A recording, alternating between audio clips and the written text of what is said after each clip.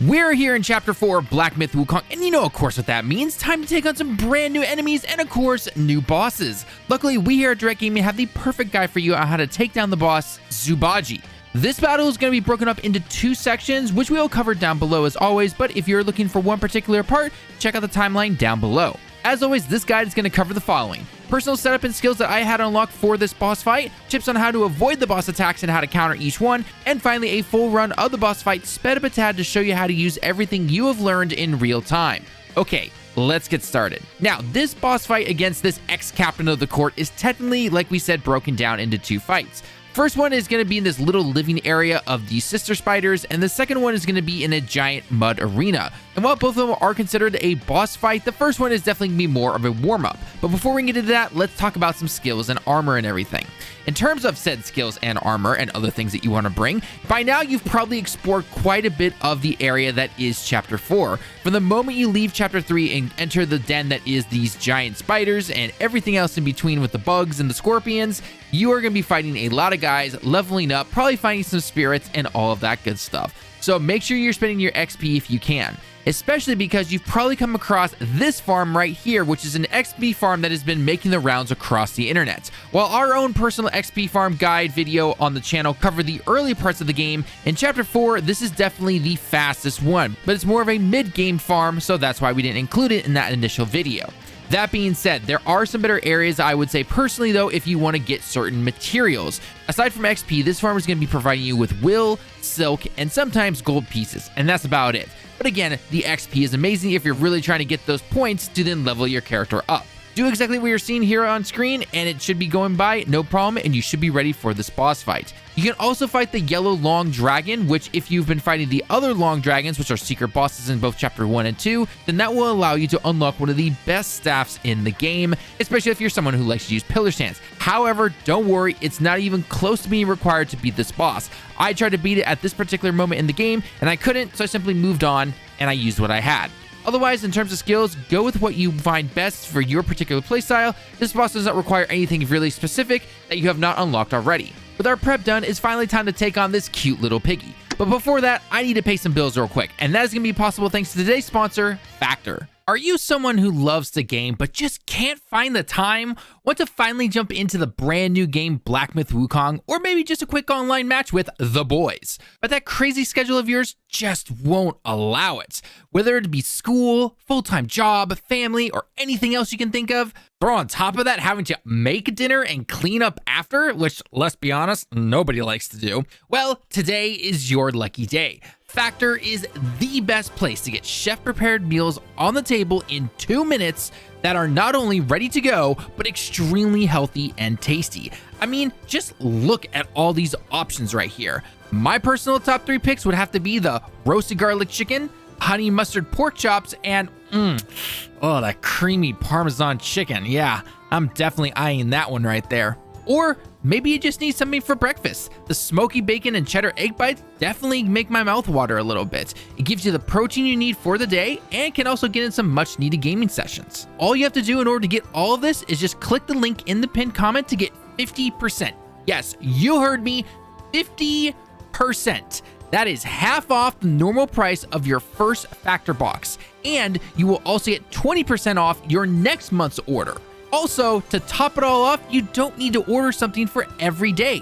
Only need meals for 2 days out of the week? No problem. One thing I especially love about Factor is that you can actually skip weeks, which means that you are not charged and you can start back up whenever you want. That saves you money when you need it, and you can still get in those sweet gaming sessions. So, what the heck are you waiting for? Hit the link, sign up, and use the code that you see on screen to get 50% off now. Okay, we're back. Now, when it comes to the first part of the boss fight, Zhao here is more of a warm-up, like I mentioned way back at the beginning of the video.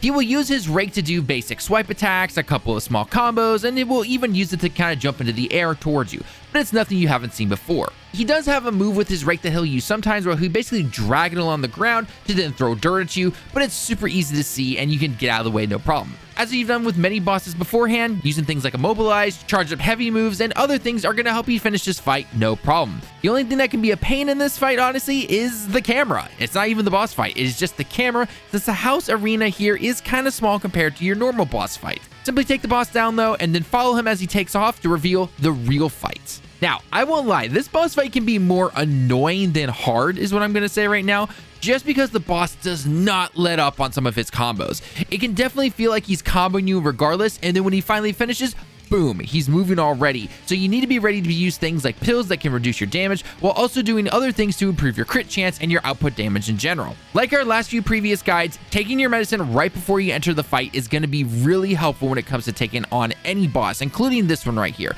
So make sure you stop by the shrine, pick up everything that you need, and get started. Because the moment you enter this mud arena here, the boss is going to attack you super fast. There is no time to wait, so get ready with that dodge. Now, you may have noticed that you are basically in what looks like a mud bath. Makes sense, we're fighting a pig right here, which means the boss is going to have the advantage. You might feel sometimes that your movements are a little slow because you're actually getting covered in mud. Funny enough, when you beat this boss fight, you get an armor set that allows you to move freely within mud.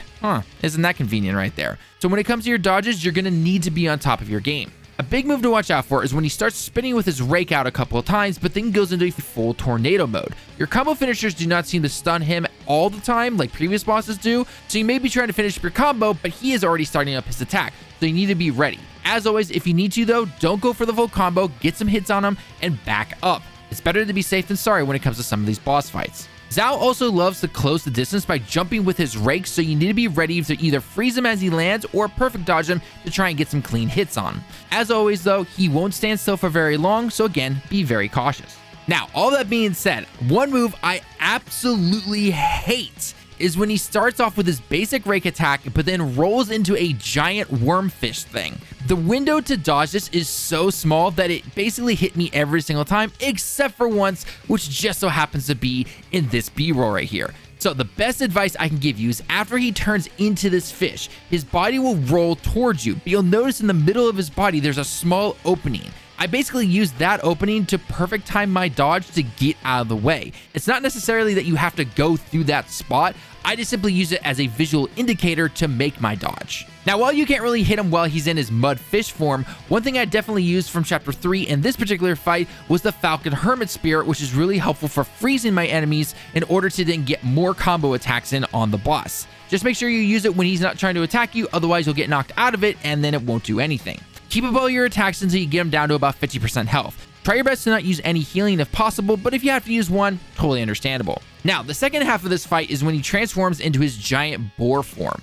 Obviously, we are still in a mud arena, so this is really his home environment. Every time I did this fight, the boss is going to start by charging straight at you. You might also notice that there are some small geyser-like attacks that are trying to kind of cause some damage and frustrate you a little bit. So in order to avoid these, I found it best to simply run, and that also allowed myself to then do a perfectly well-timed dodge while running to avoid the boss's charge attack. Just be careful though, because on the final charge as he's coming towards you, he'll actually turn to the side and roll into you. I got caught by this a couple of times, even though I knew it was coming at the very end.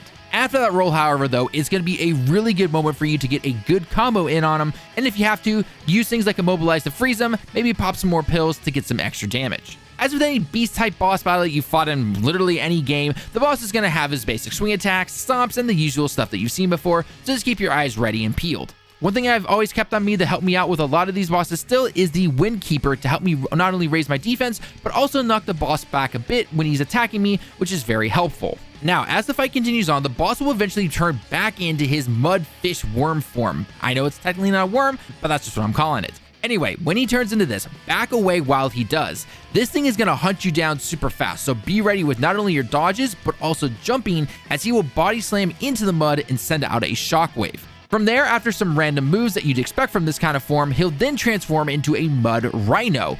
This is where I used my savior transformation, the Azure Rock, to just simply tank all the damage. Is it cheap and easy? Yes. Did it win me the fight? Yes as well. If you want to try dodging the attacks from the rhinos, which you'll most likely have to if you're not able to finish them off fast enough near the very end of the fight, then go ahead. The reason I went with this particular transformation is because when he charges you in this form, 2 more extra clones of said rhinos are going to charge right after that, so you need to be careful. And yes, all of them can hit you. Again, this was just the easiest way possible that I found to avoid damage and then get some good strikes in on him. When the boss finally calms down and goes back into his normal boar form, that is going to be your time to strike with your best moves. He's on the ground for a while, so get a good combo in, and as he's getting up, maybe even immobilize him once again, and you can get a double combo in on him. After that though, the boss is basically going to rinse and repeat the exact same stuff that he did beforehand, including turning back into the fish and the rhino.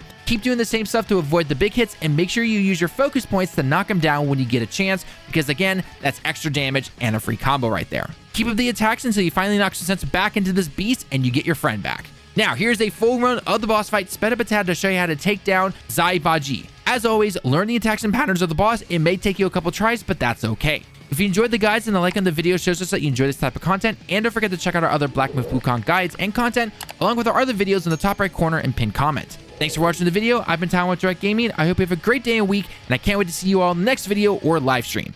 Until next, everyone, Johnny. Damn it! Did you see all of that? You think I'm a bad joke, don't you?